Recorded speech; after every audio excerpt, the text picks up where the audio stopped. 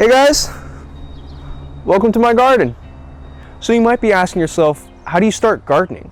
Well, there's no right or wrong reason to start gardening. You just kind of do it, or that's at least how I got into gardening. So one of the first plants that I started to grow was just pea plants because they're so easy and fast to grow. And then just going further towards that, I started growing tomato plants and strawberries and corn. As you can see behind me, those are still some of my favorite produces to grow. This new season, I started off with a bunch of new ideas of what I wanted to do. So in this patch of garden right here, I started off with beets, some cantaloupe. But overall, your first step is just doing.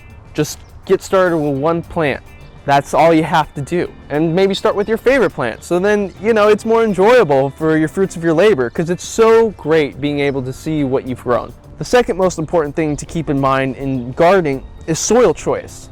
So your soil choice will have a huge impact on how your plants grow. And some plants will only grow in some soil and vice versa. So you just need to keep aware of what nutrients these seeds need. And you're probably gonna have to do a little bit of research to figure out what they need at the end of the day. I know for me, I've been kind of doing the lackluster method. So I plant them in the ground and I use my own type of organic fertilizer, and knock on wood, everything seems to be working great so far. One of the things you need to keep in mind in choosing soil is to buy from reputable brands. These brands will show you what type of materials are actually in the soil itself. Spend that extra $2 to $3 on soil so you can get better produce at the end of the day, because that's what your goal is. You're spending all this time and effort into these seeds, so don't cheap out on what they're growing in. It's like bedding for them. You don't cheap out on your bed. One of our topics on the journey of gardening is fertilizing. Not only because it's so beneficial and important to plants' growth and outcome, it's also what we put in our body at the end of the day. So there's multiple reasons why I chose this fertilizing method.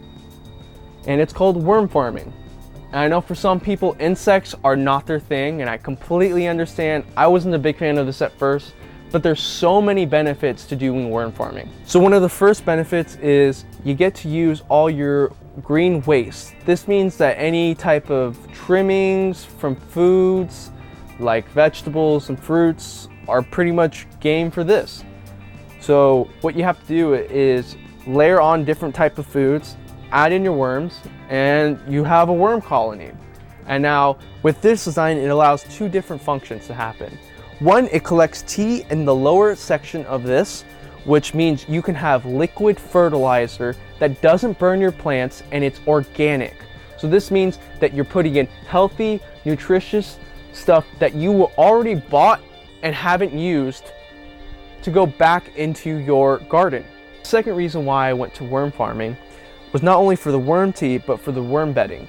This bedding is so nutritionally packed that it can grow basically anything. I grew a mango tree from scratch from here because I thought the pit was gonna, slowly dissolve, but it started shooting out roots and stuff. So I have it growing in the back corner now. But not everything has its benefits with worm gardening. They're also gonna have some drawbacks, unfortunately. One thing to keep in mind is not to get this box too warm or hot during, fluctuating seasons. So this means that it wants to stay between 60 degrees Fahrenheit and 80 degrees Fahrenheit. So you just want to keep that in mind. And if you can't do that, I would suggest going to a traditional composting rather than worm farming.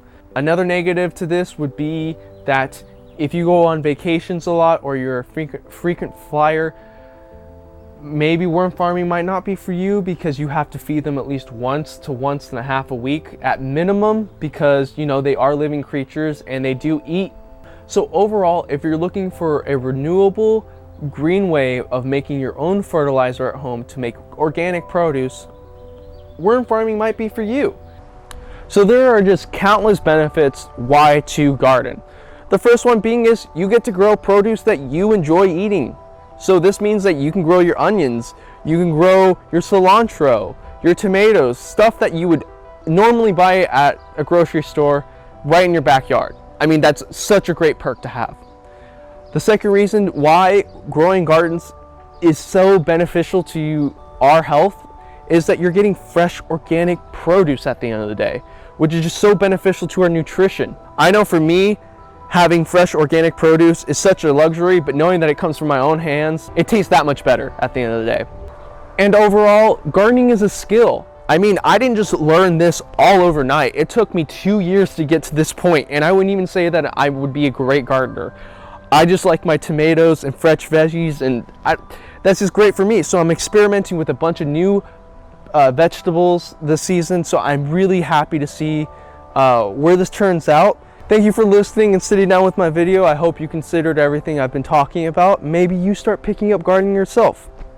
Thank you for watching.